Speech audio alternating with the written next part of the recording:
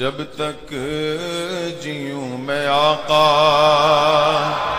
کوئی غم نہ پاس آئے، کوئی غم نہ پاس آئے۔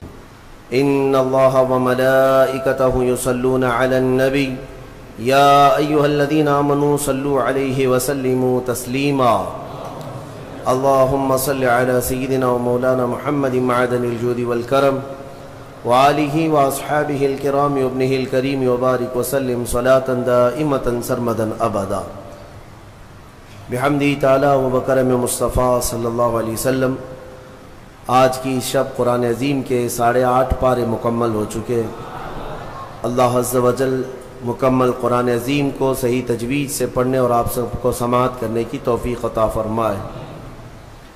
سورہ اعراف آج تلاوت ہوئی ہے اور سورہ انعام کا کچھ حصہ۔ 8ویں پارے میں جو خاص سورہ اعراف میں ذکر آیا ہے وہ انسان کی تخلیق کا ذکر، یعنی سب سے پہلے اللہ تبارک و تعالیٰ نے انسان کو جو بنایا، یعنی سیدنا آدم علیہ السلام کو، اس کا ذکر آیا ہے۔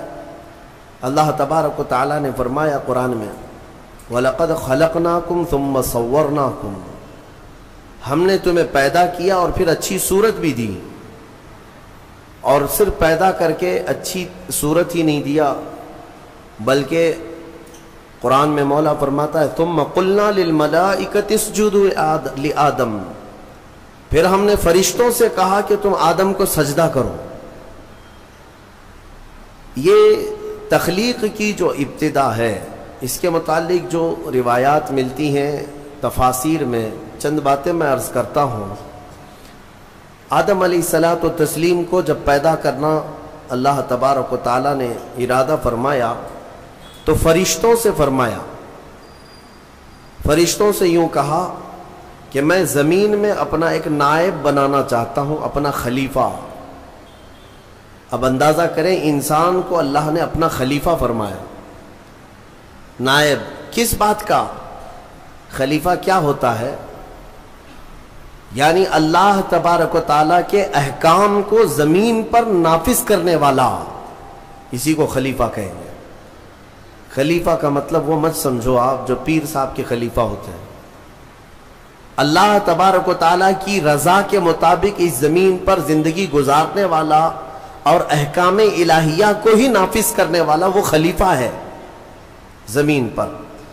تو فرشتوں سے جب اللہ نے یہ فرمایا تو فرشتوں نے کہا کہ اے رب، تو ایسے کو اپنا خلیفہ بنائے گا جو زمین میں جانے کے بعد قتل و غارت کرے گا، خون ریزیاں کرے گا، فساد کرے گا؟ ہم تو تیری اچھی تسبیح کرتے ہیں، ہم تیری پاکی بولتے ہیں، تیری عبادت تو ہم پوری کرتے، تو انسان کو اپنا نائب اور خلیفہ کیسے بنائے گا؟ رب تبارک و تعالیٰ نے فرمایا انی اعلم ما لا تعلمون، جو میں جانتا ہوں وہ تم نہیں جانتے۔ یہاں سے کچھ باتیں سمجھ میں آتی ہیں۔ فرشتوں کو کیسے پتا تھا کہ زمین پہ جانے کے بعد یہ خون ریزی کرے گا، فساد کرے گا؟ لوگ تو رسول کے علم غیب کا انکار کرتے ہیں، وہ تو فرشتوں کی بات ہے۔ ابھی انسان کو بنایا بھی نہیں ہے، زمین پہ بھیجا بھی نہیں ہے، اس سے پہلے ہی فرشتے کہہ رہے ہیں کہ ایسے کو تو خلیفہ بنائے گا جو زمین میں جانے کے بعد فساد مچائے گا، قتل و خون ریزی کرے گا۔ صاف الفاظ ہے قرآن پاک میں۔ میرے عزیزوں، فرشتوں نے جنات کے حالات کو دیکھا تھا۔ پہلے جنات بنائے گئے تھے، زمین پر بھیجے گئے تھے، انہوں نے خوب فساد مچایا، یہاں خوب قتل خون ریزیاں کیں، پھر زمین سے انہیں جزیروں کی طرف بھگایا گیا۔ تو تفسیر میں کہا گیا ان واقعات کو دیکھ کر شاید فرشتوں نے عرض کیا ہو، اور بعض نے فرمایا اتنا غیب کا علم تو اللہ نے فرشتوں کو بھی دیا کہ انسان کی وہ فطرت سے واقف تھے، اس لیے انہوں نے یوں کہا۔ اب اللہ تبارک و تعالیٰ نے جو فرمایا میں جو جانتا ہوں وہ تم نہیں جانتے، یقیناً حق ہے۔ پھر آدم علیہ السلام کو بنانے کا کام شروع ہوا۔ کیسے؟ فرمایا گیا زمین کی مختلف جگہوں کی مٹی اٹھانے کا حکم دیا گیا. زمین کی الگ الگ جگہ کی مٹی اٹھا لائیں.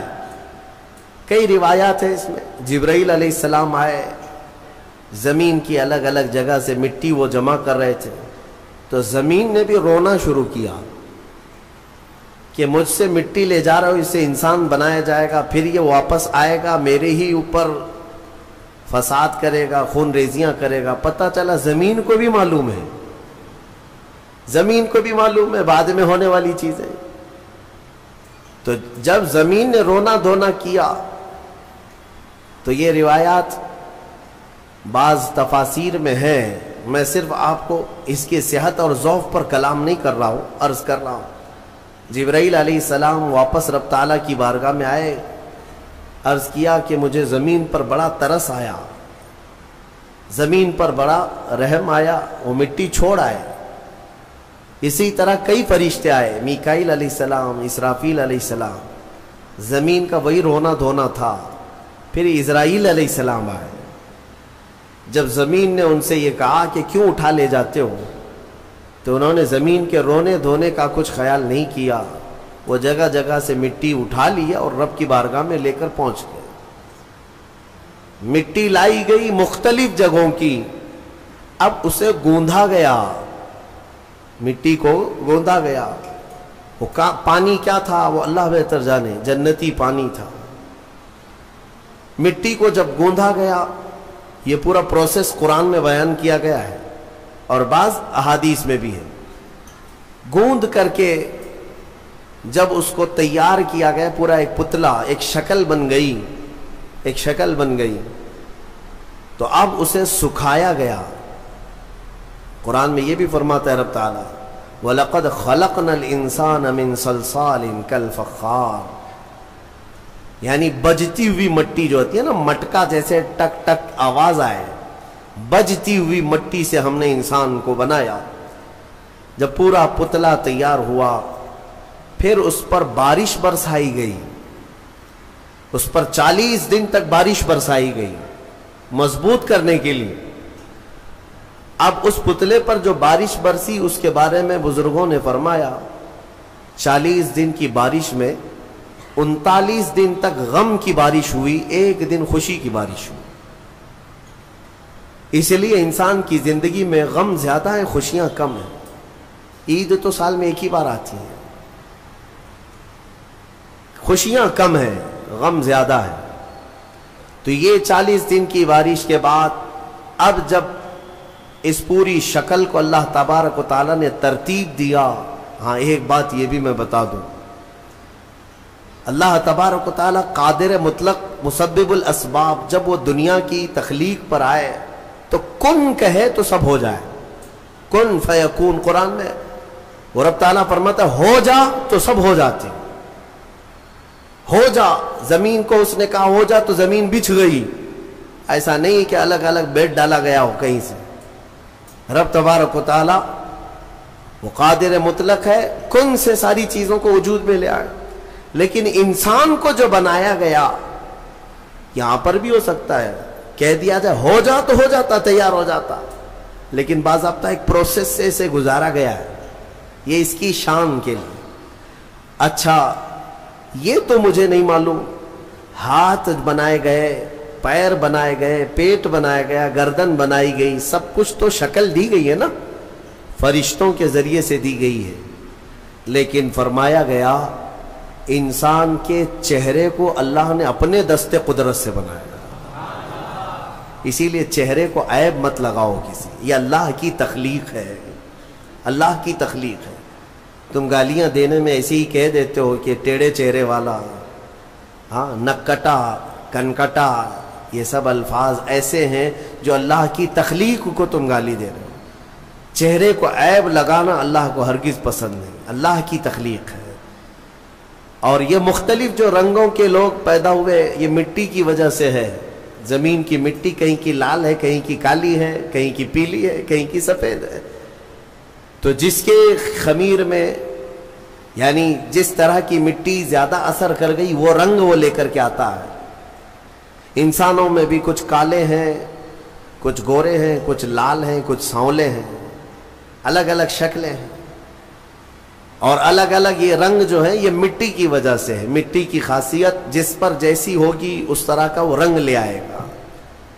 ہاں اسی لیے اس پر صبر بھی کر لے جاؤ جو رنگ تمہارے پاس ہے، کہ یہ ہماری خمیر میں ہے، یعنی ہماری سرشت میں اس کو داخل کیا گیا اس رنگ کو. یعنی اگر کسی کے کانٹینٹ میں مینوفیکچرنگ میں ہی وہ چیز آ گئی ہو تو بعد میں پاؤڈر لالی لگانے سے کیا ہونے والا ہے. لہذا اس بات کی فکر میں مت رہو کالے ہیں تو میں گورا ہو جاؤں. اور کچھ لوگ ایسے بھی ہیں، میں نے دیکھا ہے انگریزوں کو، وہ نمک والی مٹی لگا کر سمندر کے کنارے ننگے سوتے، تھوڑا کالے ہونے کا شوق ہے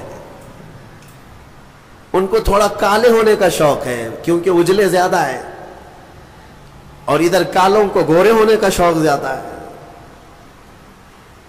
اس کا مطلب یہ ہے کہ یہ کسی چیز میں انسان قناعت نہیں کرتا، اسے صبر نہیں ہے، کسی چیز پر یہ راضی نہیں ہے. تو بہرحال اس بات پر راضی ہو جاؤ کہ میرے مولا کی تخلیق ہے یہ، اور اس نے جیسا پسند کیا ویسے مجھے بنایا. بس اس بات پر صبر آ جائے گا. کوئی بھی اپنا چہرہ آئینے میں دیکھے تو دعا بھی میرے آقا نے کیا سکھائی پتہ ہے؟ دعا بھی چاہے کالے آدمی ہو، گورے آدمی ہو، کسی بھی طرح کے ہو، ایک ہی دعا حضور نے تعلیم دی، ایک ہی دعا. آئینہ دیکھو تو یہ دعا پڑھو، اللہم حسنت خلقی فحسن خلقی. اے اللہ تو نے میرا چہرہ کتنا اچھا بنایا ہے، مولا اسی طرح میرے اخلاق بھی اچھے بنا تھے. یہ دعا حضور نے فرمائی. تو کیا کالا آدمی یہ دیکھ کر کے دعا نہیں کرے گا؟ سانولا نہیں دعا کرے گا؟ ہر آدمی یہی دعا کرے گا کہ اے اللہ تو نے میرا چہرہ کتنا اچھا بنایا، کتنا اچھا بنایا. ہاں دعا یہی کیا کرو کہ اللہ نے سب کے چہرے اچھے بنائے، تمہیں اندازہ نہیں ہے. اور چہرے کو عیب لگانا اتنا گناہ ہے. میں آپ کو بتاؤں، آپ کی کیفیت جو ہے نا، آپ کی کیفیت، آپ اتنے خوبصورت ہیں، اتنے خوبصورت ہیں جس کا آپ کو خود کو اندازہ نہیں ہے. خلیفہ ہارون رشید نے اپنی بیوی سے ایک دن رات میں 14ویں کا چاند چمک رہا تھا، باہر یہ لوگ رات میں سوئے ہوئے تھے. بادشاہوں کو ایسی کبھی نہ کبھی شرارت سوچتی ہے. کہہ دیا کہ بیگم اگر تو یہ 14ویں کے چاند سے زیادہ خوبصورت نہیں نکلی تو تجھے طلاق. اگر بیوی اس سے زیادہ خوبصورت نہیں نکلی تو تجھے طلاق. آپ یہ جملہ نہ کہیں. وہ خلیفہ تھا، وہ بادشاہ تھا، اس نے کہا. اب طلاق کا لفظ یہ معمولی نہیں، یہ گالی نہیں ہے، یہ گولی ہے. ہاں بعض لوگ یہ سمجھتے ہیں گالی دینے کے لیے بیوی کو طلاق کہا ہے. میاں گالی نہیں ہے، یہ رشتے ختم ہو جاتے ہیں. دوسرے دن یہ مسئلہ اٹھا، ملکہ نے، بیگم نے مسئلہ رکھا کہ آخر میری طلاق ہوئی یا پھر میں نکاح میں ہوں. یہ کیسے پتا چلے گا کہ میں چاند سے زیادہ خوبصورت ہوں کہ نہیں؟ یہ کون بتائے گا؟ تو بہت سارے علماء اس بحث میں مشغول ہو گئے، سبوں کو عاجزی آ گئی. بڑے فقیہ تھے اس زمانے میں، ایک بہت بڑے فقیہ. ان کے پاس جب یہ مسئلہ پہنچا، غالباً امام شافعی رحمۃ اللہ، تو ان کے پاس یہ مسئلہ پہنچا تو یہ جو بڑے فقیہ تھے انہوں نے پوچھا کہ کیا مسئلہ ہے؟ کہا کہ ایسے ایسے خلیفہ ہارون رشید نے کہا ہے. تو انہوں نے پورا مسئلہ سننے کے بعد کہا جاؤ طلاق نہیں ہوئی. کہا وہ کیسے؟ کہا اس لیے کہ زبیدہ ہی نہیں، بہت سارے لوگ چاند سے زیادہ خوبصورت ہیں. کیوں؟ کہا قرآن میں اللہ نے فرمایا لَقَدْ خَلَقْنَا الْإِنسَانَ فِي أَحْسَنِ تَقْوِيمٍ، ہم نے انسان کو سب سے اعلیٰ صورت میں پیدا کیا ہے. سب سے اعلیٰ کا مطلب وہ چاند سے بھی اعلیٰ، چاند سے بھی حسین پیدا کیا ہے. تو ہر انسان کو اللہ تعالیٰ نے چاند سے بھی زیادہ اعلیٰ صورت عطا کیا ہے. لہذا چہروں کو عیب لگانا چھوڑ دو اور اللہ تبارک و تعالیٰ کی رضا پر راضی رہو. چہرے کی تخلیق کس نے کیا؟ وقت سے باقی پورے انسان کی تخلیق اللہ نے کیا، لیکن خاص چہرے کو اللہ نے اپنے دستے قدرت سے بنایا. اب آگے کی بات سنیں، پورا انسان تیار ہوا، اس میں روح پھونکی جانی تھی، اس انسان کو بولتا ہوا چلتا ہوا اور روح والا بنانا تھا، تو فرمایا گیا کہ ان کے پیشانی پر، ان کی ناک سے روح کو ڈالا گیا۔ روح کیا چیز ہے؟ روح کو دیکھا آپ نے؟ روح کو دیکھا ہے؟ ہاں، اس مسئلے میں تو ساری دنیا آج بھی پریشان ہے۔ قرآن میں بھی یہ سوال کیا ہے، صحابہ نے آ کر سوال کیا تھا اور اللہ نے جواب بھی دیا۔ آج دوسری قوموں والے بھی اس بات کو مانتے ہیں کہ آتما ایک نراکار ہوتی ہے، یعنی دکھتی نہیں ہے، روح دکھتی نہیں ہے، لیکن ہے کیا چیزیں؟ تو رب تبارک و تعالیٰ نے فرمایا یسألونک عن الروح قل الروح من امر ربی۔ اے محبوب، آپ سے لوگ روح کے بارے میں سوال کرتے ہیں، آپ فرما دیں روح اللہ کا ایک حکم ہے، یہ نور ہے۔ جس طرح روشنی پھیلی ہوئی ہے، پکڑ میں نہیں آتی اور پتہ نہیں چلتی، روح اسی طرح ایک نور ہے۔ جب اس روح کو اس جسم میں ڈالا گیا تو بعض بزرگوں نے فرمایا کہ روح باہر نکل آئی، کہا کہ اندر بہت اندھیرا ہے، اندر مٹی کا بنا ہوا انسان، اندھیرا بہت ہے، روح نور ہے، مٹی میں اندر اندھیرا ہے۔ تو پھر دوبارہ ڈالا گیا، پھر وہ روح قرار نہ پائی، باہر نکل آئی۔ تو مفسرین فرماتے ہیں پھر آدم علیہ السلام کی پیشانی پر نور محمدی کو رکھا گیا۔ اللہ تعالیٰ نے اپنے حبیب پاک صلی اللہ علیہ وسلم کے نور کو آدم علیہ السلام کی پیشانی میں ودیعت فرمایا، پھر روح کو ڈالا گیا۔ اب روح جا کر جسم میں قرار پائی اور پھر آدم علیہ السلام کو سب سے پہلے ایک چھینک آئی، اور چھینک آتے ہی سب سے پہلے آپ کی زبان سے ایک جملہ نکلا، الحمدللہ۔ یہ انسان کی زبان سے نکلنے والا سب سے پہلا لفظ ہے، کیا ہے؟ الحمد۔ آج بھی چھینکتے ہیں تو ہم کیا کہتے ہیں؟ یہ آدم علیہ السلام کی زبان سے نکلنے والا پہلا جملہ۔ لیکن کمال تو دیکھیں، رب تعالیٰ نے اپنا آخری کلام قرآن اپنے حبیب پر اتارا بھی ہے، تو اس کی ابتدا بھی کہاں سے فرمایا؟ الحمدللہ رب العالمین۔ قرآن کی ابتدا کہاں سے ہے؟ الحمدللہ سے ہے۔ تو انسان کو یہ بتانا ہے کہ اے بندے، تیری جو اصل ابتدا ہے وہ الحمدللہ سے ہے، جہاں قرآن ابتدا کر رہا ہے، اور قرآن کے ساتھ رہے گا تو حقیقی زندگی پائے گا۔ اب آدم علیہ السلام جب بیدار ہوئے تو اب سنیے اللہ تعالیٰ نے کیا کیا۔ رب تبارک و تعالیٰ ان کے سامنے دنیا کی ساری چیزوں کو پیش کیا، جو جو ہونے والی تھی یا جو کچھ بھی، سب کے نام سکھا دیے۔ وعلم آدم الاسماء کلہا، سب چیزوں کے نام آدم علیہ السلام کو سکھا دیے۔ درخت، پودا، پھل پھول، زمین آسمان، چاند تارے، سمندر، مچھلیاں، جنات، انسان، ہر ایک چیز کا نام، جو بھی دنیا میں چیزیں ہیں سب کے نام آدم علیہ السلام کو سکھا دیے۔ اب اس میں کیا کیا چیزیں ہیں، سب چیزیں کا مطلب کیا ہے؟ سب آ گیا نا۔ ہمارے بھی نام سکھائے ہوں گے اللہ نے، تمہارے بھی نام سکھایا۔ اب مسئلہ یہ تھا کہ فرشتے جو پوچھ رہے تھے نا، ایسے کو کیوں خلیفہ بنائے گا؟ اب فرشتوں کو اللہ نے بلایا، آؤ۔ پھر یہ دنیا کی چیزوں کو فرشتوں کے سامنے پیش کیا گیا، بتاؤ اس کا نام کیا ہے، اس کا نام کیا ہے؟ نئی نئی چیزیں فرشتوں کے سامنے پیش کی گئیں تو فرشتے کہنے لگے، قالوا لا علم لنا الا ما علمتنا، مولا ہم کو تو اتنا ہی معلوم جتنا تو نے سکھایا، یہ سب چیزوں کا تو علم نہیں ہے، ہمیں پتہ نہیں ہے۔ تو پھر آدم علیہ السلام سے کہا گیا، آدم تم بتاؤ، انبئہم باسمائہم، آدم ان کو یہ سب چیزوں کے نام بتاؤ۔ آدم علیہ السلام نے ناموں کی ابتدا جو کی، حدیث میں ہے، موجود ہے تفسیر میں، ساری دنیا کی چیزوں کے نام آدم علیہ السلام نے فرشتوں کے سامنے بتا دیے۔ جب ساری چیزوں کے نام بتا دیے تب فرشتوں کو حکم ہوا، اب آدم کو سجدہ کرو۔ آدم علیہ السلام کے سامنے سارے فرشتے جھک گئے، سجدے میں چلے گئے۔ لیکن ایک بات بتا دوں، یہ سجدہ تعظیم کا تھا، عبادت کا نہیں۔ عبادت کا سجدہ کس کے لیے ہے؟ صرف اللہ کے لیے۔ سنی جانتے ہیں الحمدللہ اللہ کے علاوہ کسی کو سجدہ جائز ہے؟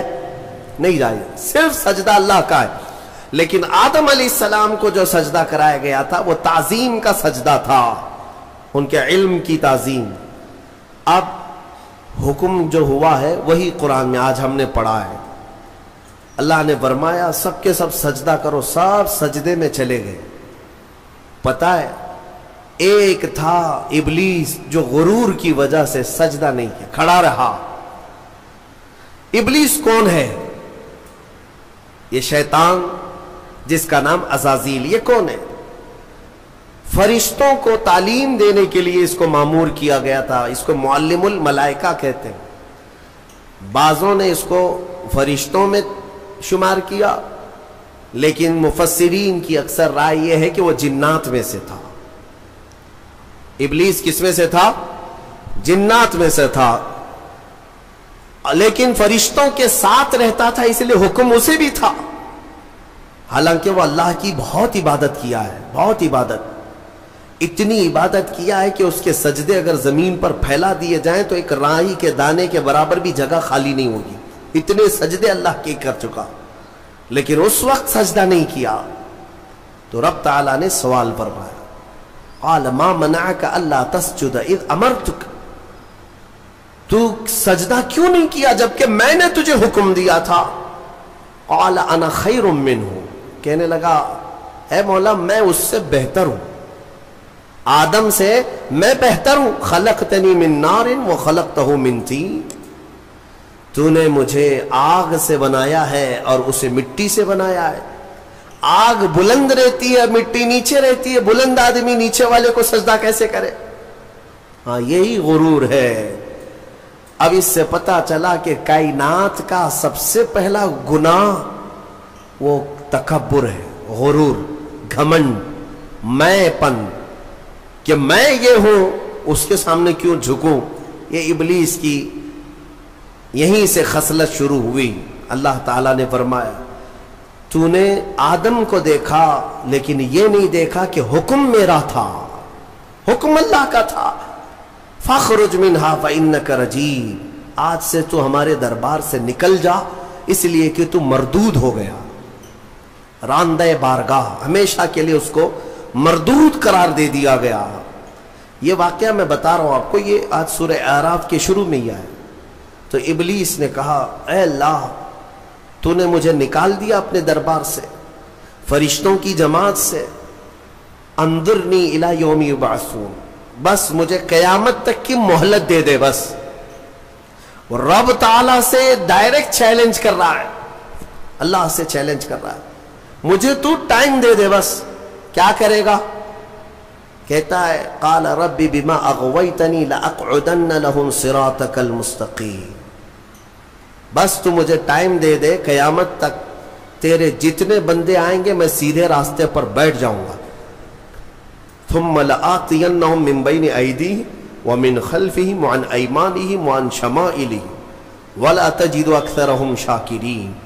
کہتا ہے میں تیرے سیدھے راستے پر بیٹھوں گا، جو بھی اس راستے سے گزرے گا، کبھی میں اس کے سامنے سے آؤں گا، کبھی پیچھے سے، کبھی دائیں سے، کبھی بائیں سے، کسی نہ کسی طرح اس کو اس راستے سے میں ہٹا دوں گا۔ اے رب تیرے بندوں میں تو شکر کرنے والے نہیں پائے گا۔ اللہ کو یہ چیلنج کر رہا ہے۔ دوسری آیتوں میں یہ تک کہا اس نے قال فبعزتک لاغوینہم اجمعین، تیری عزت کی قسم اے اللہ، عزت اس کو بھی معلوم ہے اللہ تعالی، اور قسم بھی اللہ کی عزت کی کھا کر کہہ رہا، تیری عزت کی قسم میں تیرے سارے بندوں کو گمراہ کروں گا، سارے بندوں کو گمراہ کروں گا۔ رب تعالیٰ سے چیلنج کیا، رب نے فرمایا قال انک من المنظرین، جا تجھے ٹائم دیا جاتا ہے، مہلت ہے تجھے، جتنا ٹائم چاہیے پورا لے لے۔ ٹائم ہی نہیں طاقت بھی دے دی گئی، قوت بھی دے دی گئی، دنیا میں جتنی تیزی سے ایک جگہ سے دوسری جگہ جانا ہے سب تجھے دے دیا گیا، جا بہکا لے۔ کتنوں کو بہکاتا ہے؟ ان عبادی لیس لک علیہم سلطان، اللہ فرماتا ہے تو پوری کوشش کر لے، میرے کچھ بندے ایسے ہوں گے جن پر تیرا داؤ نہیں چلے گا، نہیں چلے گا، تیرا داؤ نہیں چلے گا۔ رب تعالیٰ نے بھی فرمایا تو پوری کوشش کر لے لیکن تیرا داؤ میرے کچھ بندوں پر نہیں چلے گا۔ وہ کون سے بندے ہیں؟ ان بندوں کے بارے میں ابلیس بھی مان گیا، شیطان بھی مانا، کہنے لگا ہاں ہے تیرے کچھ بندے۔ وہ کون ہے؟ الا عبادک منہم المخلصین، یہ وہ بندے، ہاں مولا تیرے کچھ بندے ایسے ہوں گے جن پر میرا داؤ نہیں چلے گا۔ وہ کون ہے؟ وہ بندوں کی جماعت کو مخلصین کی جماعت کہا جاتا ہے کہ وہ اگر عبادت کرتے ہیں تو نہ ادھر دیکھتے نہ ادھر دیکھتے ہیں، وہ خالص تیری رضا کے لیے کرتے ہیں۔ تو جو لوگ دنیا میں صرف اور صرف اللہ کی رضا کے لیے نیک کام کرتے ہیں، یقین کے ساتھ میں کہتا ہوں ان پر شیطان کا داؤ بھی نہیں چلے گا، شیطان ان لوگوں کو نہیں گمراہ کرے گا۔ مخلصین کی جماعت، مخلصین کون ہے میرے عزیزوں؟ دکھاوے کے لیے کرنے والے مخلصین نہیں، اپنے رب کی رضا کے لیے۔ یہاں پر ایک روایت ملتی ہے قیامت کے دن جنتیوں کا جب انصاف ہو جائے گا نا، پورے جنتی ایک طرف ہوں گے، ان جنتیوں میں بھی 3 کیٹیگری ہیں، جنتیوں میں بھی 3 جماعتیں ہیں۔ ایک جماعت اللہ نے ان سے فرمایا کہ اے بندو تمہاری بخشش ہو گئی، تمہارے لیے جنت کا پروانہ ملا، تم جنت جا رہے ہو، یہ بتاؤ تم جنتی عمل کیوں کرتے تھے دنیا میں؟ تم نیک کام کیوں کرتے تھے؟ آج جنت تمہارے لیے ہو گئی نا، پاس ہو گئے، پاس ہونے کے بعد پوچھا جا رہا ہے۔ تو وہ جماعت کہتی ہے اے مولا ہمیں تیری دوزخ سے بہت ڈر لگتا تھا، بہت ڈر لگتا تھا، اس کے ہولناک عذابات، اور تیری دوزخ سے ڈر کر کے ہم نیک کام کرتے تھے۔ اللہ فرماتا ہے ٹھیک ہے میں تم سے راضی ہو گیا، تم جنت میں جاؤ۔ دوسری جماعت، ان سے پوچھا جائے گا تم کیوں کرتے تھے؟ یہ سیکنڈ کیٹیگری ہے جنتیوں کی، تم کیوں نیک کام کرتے تھے؟ تم بھی پاس ہو گئے۔ وہ کہیں گے مولا قرآن میں اور حدیث میں تیرے رسول سے ہم نے جنت کی اتنی نعمتوں کا ذکر سنا تھا، وہاں کے محلات، وہاں کی خوشبوئیں، وہاں کی حوریں، وہاں کے غلمان، تو شوق تھا کہ جنت میں جائیں، اس لیے نیک کام کرتے تھے، تیری جنت کی خواہش نے ہم سے نیک کام کروائے۔ رب تعالیٰ فرماتا ہے جاؤ تم سے راضی اور تمہارے لیے جنت ہے، چلے جاؤ۔ تیسری ایک جماعت ہوگی جنتیوں کی، یہ لاسٹ کیٹیگری ہے، ان سے پوچھا جائے گا میاں آپ بھی پاس ہو گئے، جنت میں جا رہے ہو نیکیوں کی وجہ سے، تم کیوں نیکیاں کرتے تھے؟ وہ کہیں گے کہ مولا ہم نہ جنت کے لیے کرتے تھے نہ دوزخ کے لیے، ہم تو خالص تیری رضا کے لیے کرتے تھے، تو راضی ہو جا، بس ہمارا مقصد اتنا تھا۔ تو رب تعالیٰ فرمائے گا جاؤ میں تم سے راضی ہو گیا اور جنت میں جاؤ۔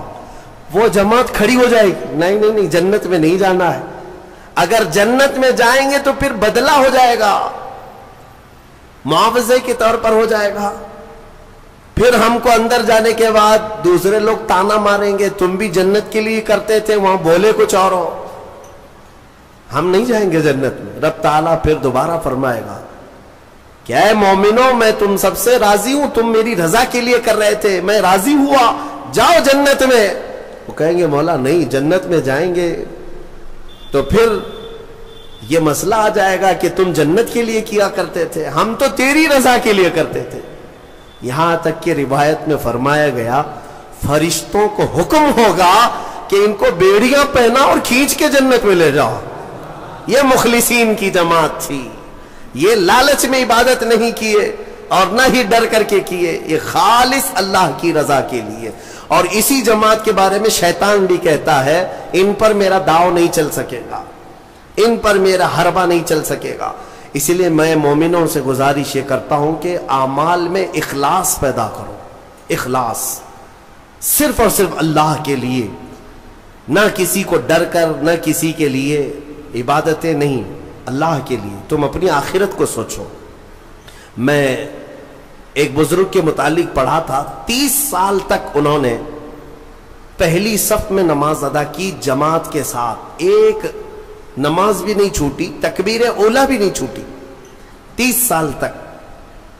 توجہ چاہتا ہوں، 30 سال تک ایک نماز میں ایک جماعت نہیں چھوٹی اور پہلی تکبیر بھی نہیں چھوٹی، پہلی صف میں کھڑے رہتے تھے.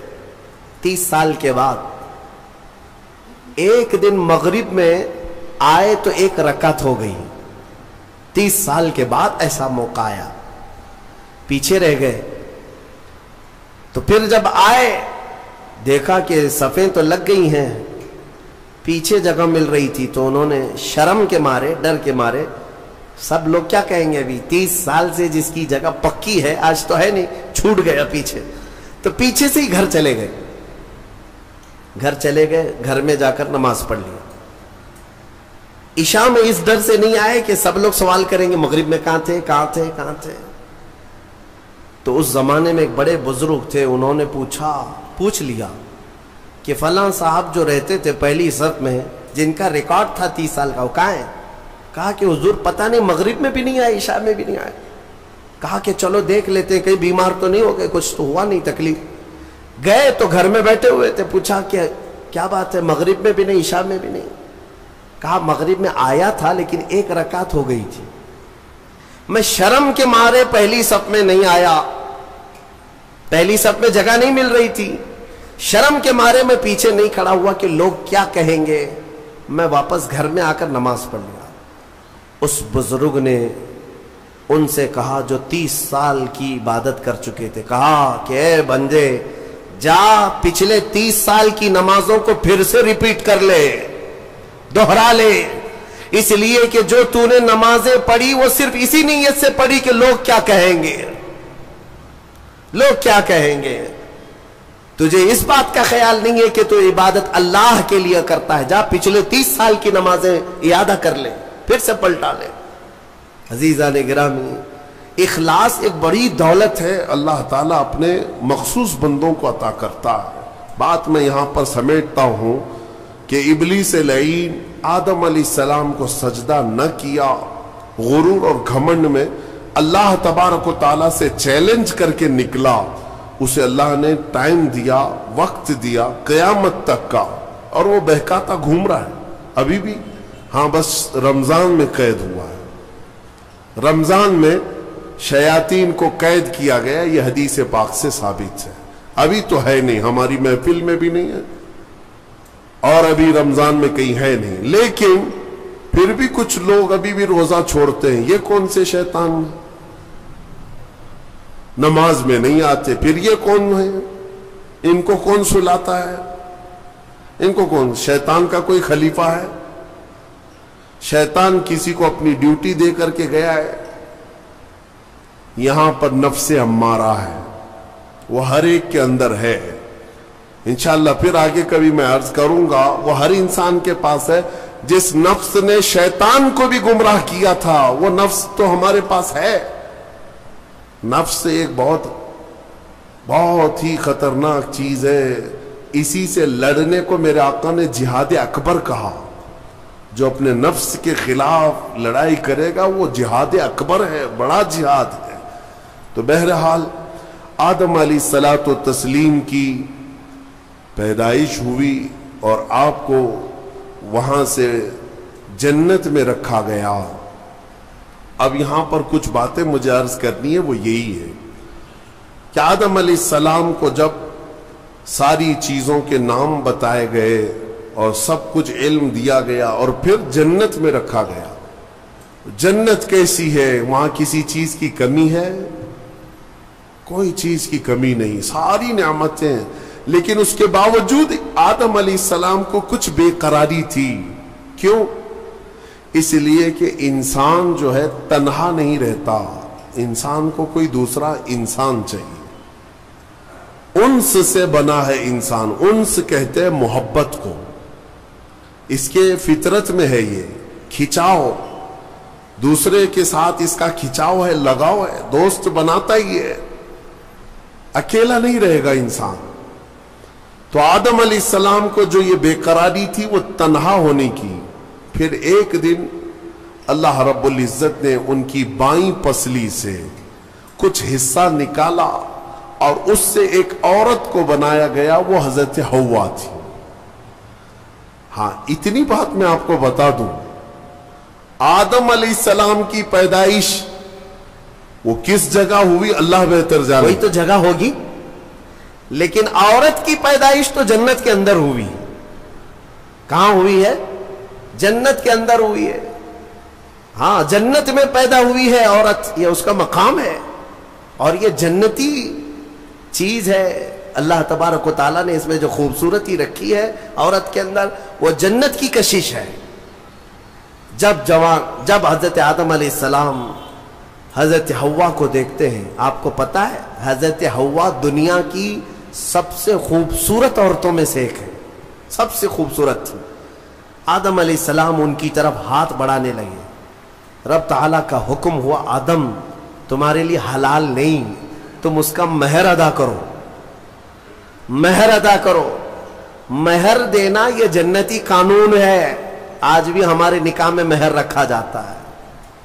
آدم علیہ السلام نے عرض کیا کہ مولا میں یہاں کس چیز کا مالک ہوں، کیا چیز مہر میں دوں؟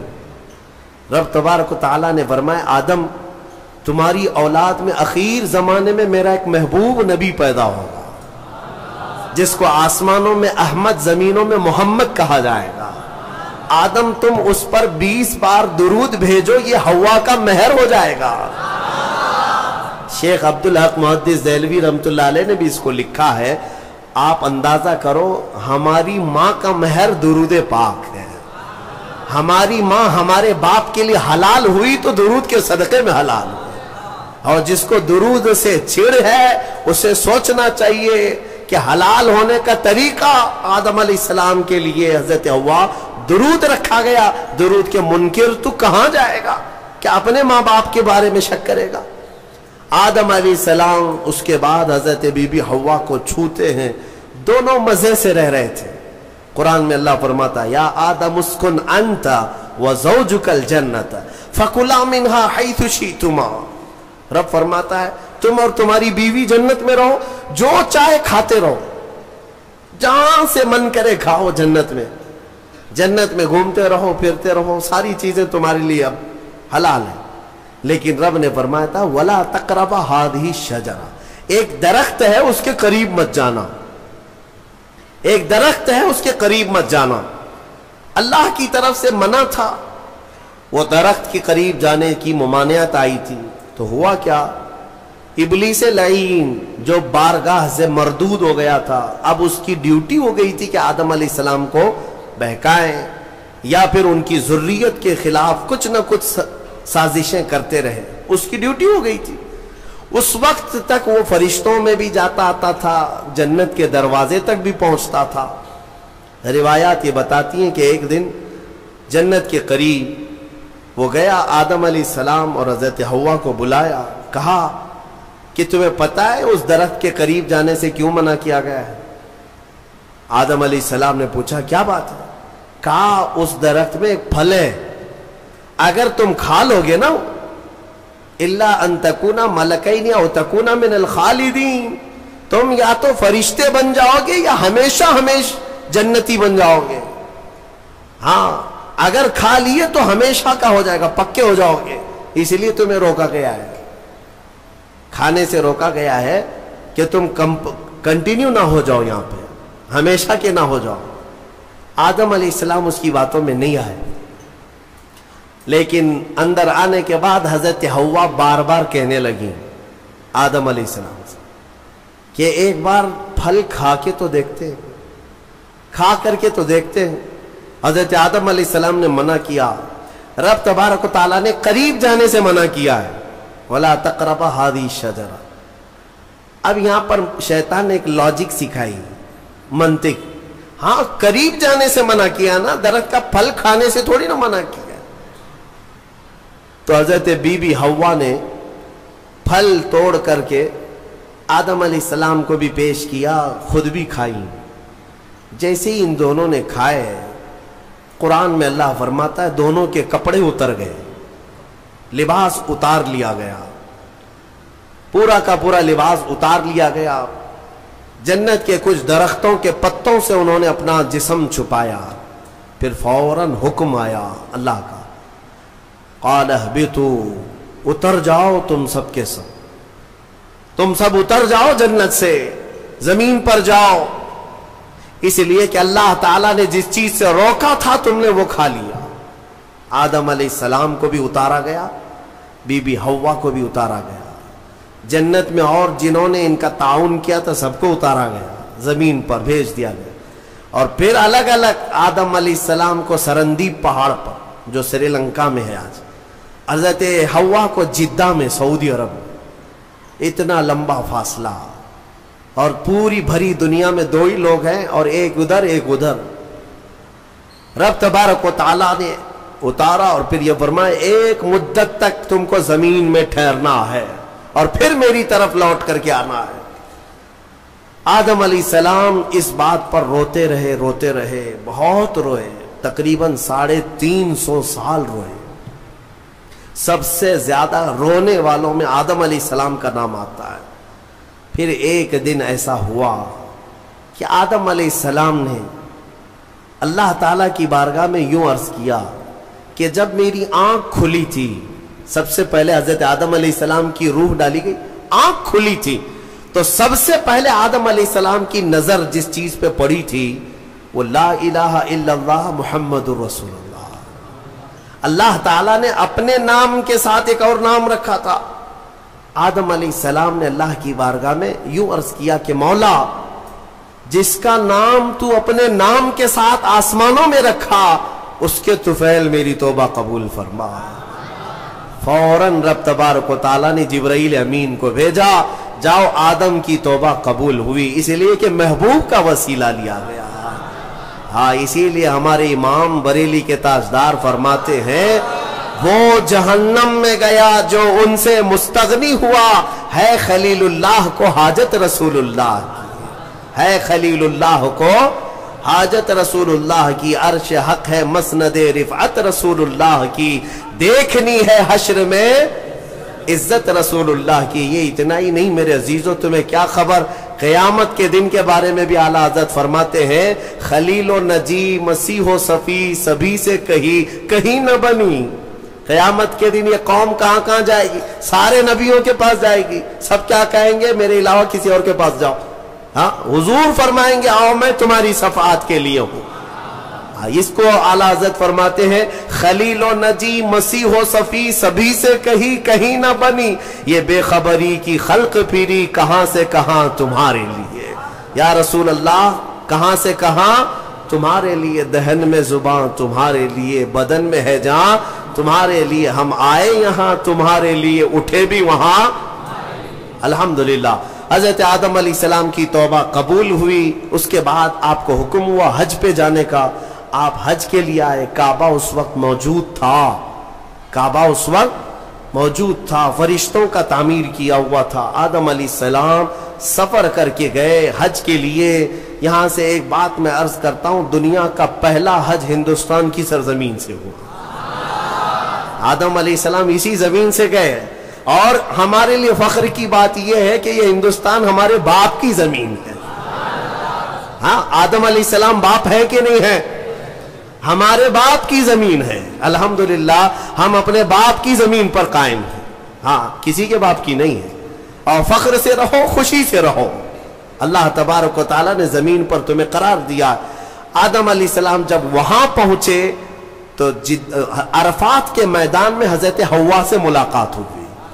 پھر اس کے بعد زندگی کی ابتدا ہوئی، اولاد شروع ہوئی آدم علیہ السلام کی، پھر نسل انسانی کا ایک بہت بڑا سلسلہ شروع ہوا، اور اسی نسل انسانی کی برکت ہے کہ ہم اور آپ زمین پر آج موجود ہیں، اسی آدم علیہ السلام کی نسل سے۔ ایک اور بات خاص طور پر عرض کرنا ہے، وہ یہ ہے کہ آدم علیہ السلام کہاں سے اتارے گئے تھے؟ میں نے ابھی آپ کے سامنے عرض کیا، کہاں سے اتارے گئے تھے؟ جنت سے اتارے گئے تھے، جنت سے اتارے گئے، اور جہاں سے آئے ہیں وہیں پر جانا چاہیے۔ اسی لیے کہا گیا انسان کو کہ تیرا اصلی وطن جنت ہے۔ تیرا اصلی وطن کیا ہے؟ جنت ہے۔ بچہ جب ماں کے پیٹ سے پیدا ہو کر کے دنیا میں آتا ہے تو روتا آتا ہے نا، دیکھا ہے نا آپ نے، روتے ہوئے آتا ہے۔ کیوں روتے ہوئے آتا ہے؟ बुजुर्गों ने फरमाया, खुद मेरे मुर्शिद गिरामी हुजूर ताजुल शरिया रहमतुल्लाह ताला तशरीफ फरमाते थे कि बच्चा रोता हुआ इसलिए आता है कि उसका असली वतन छूट गया। कौन सा? जन्नत में थी। हमारी रूहें आने से पहले कहां थी? जन्नत में थी। असली वतन जब भी छूटता है तो रोता हुआ आता है।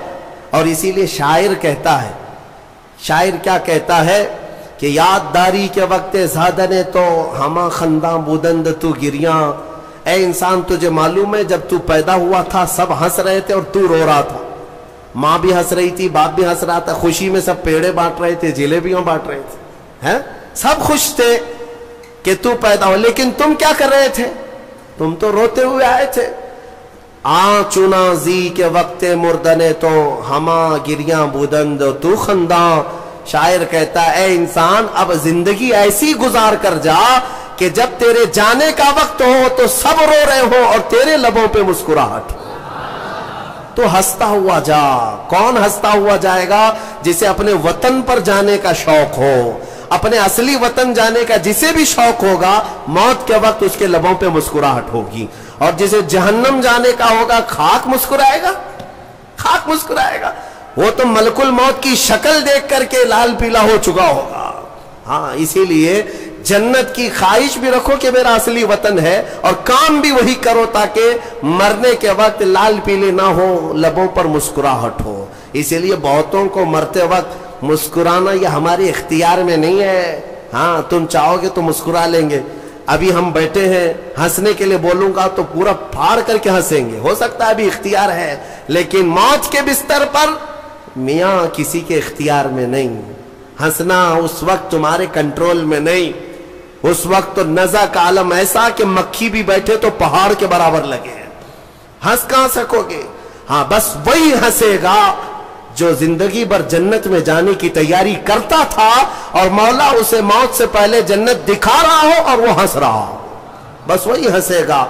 बाकी किसी के कंट्रोल में नहीं है। इसीलिए मैं इसी पर गुफ्तगू खत्म करता हूं। हमारे बाप आदम अलैहिस्सलाम जन्नत से आए थे और फिर वो वापस जन्नत में ही जाएंगे। आदम अलैहिस्सलाम भी, नूह अलैहिस्सलाम भी, मूसा व ईसा भी, इब्राहिम व इस्माइल भी अलैहिस्सलाम, और खुद मेरे आका व मौला सैयदना मुहम्मदुर रसूलुल्लाह सल्लल्लाहु अलैहि वसल्लम जन्नत ही में जाएंगे। तो हम जिनकी उम्मत है, हमारे लिए यही फर्ज है कि हम भी वहीं जाएं जहां हमारे रसूल